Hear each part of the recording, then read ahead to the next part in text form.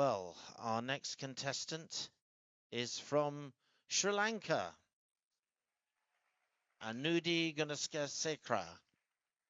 Now, Anudhi is a student in international relations, wanting to pursue a career in international relations. Since becoming Miss Sri Lanka, Anudhi's led numerous BWAP projects, reaching nearly 10,000 women and girls, and therefore this question has a lot of relevance.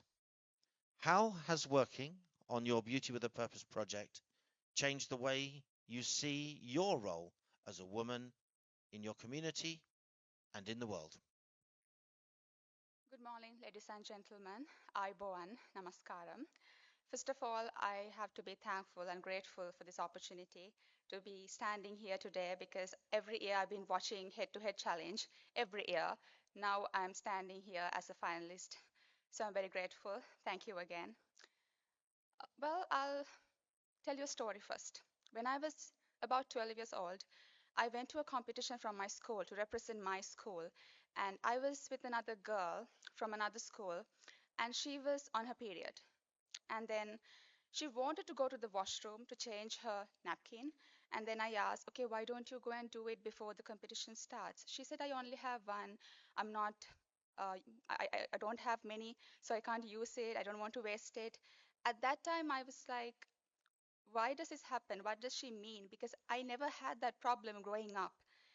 And then I did my research in the university on the criminalization of marital rape in Sri Lanka because it is not criminalized yet, like in many other countries, and that's a problem. I wanted to investigate the connection between the level of awareness women have about their women's rights and the process of criminalization because I believe in order to speak up against this violence, you have to have a knowledge about your rights. Other than that, you don't have any sort of opportunity to talk about it. And then only I found about period poverty. I realized besides violence, they are also going through period poverty. They are not just victims of menstrual poverty, they are also victims of violence, both at the same time.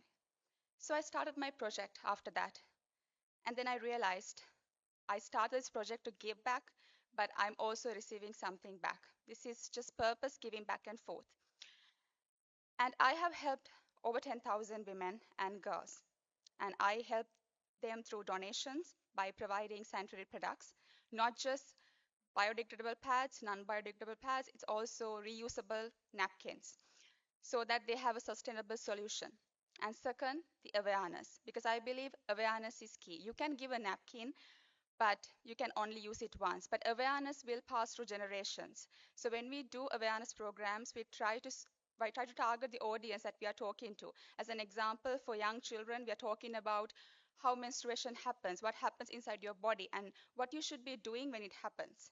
And for older women, we talk about menopause, we talk about contraception, we talk about sexual health. Because I believe when it comes to awareness, it has to be suitable with the audience as well. And then the third thing is policy recommendation. Time. In Sri Lanka, the rate on sanitary napkin is 51%, and we had to reduce it. So I met the Prime Minister of my country to talk about it. At the end of the day, I realized by trying to give them something, I also received a sense of purpose. And I no longer believe that Time. women should be limited to things like this. They should have a voice to talk about these things and bleed with dignity. Thank you so much. Thank you very much, Sri Lanka.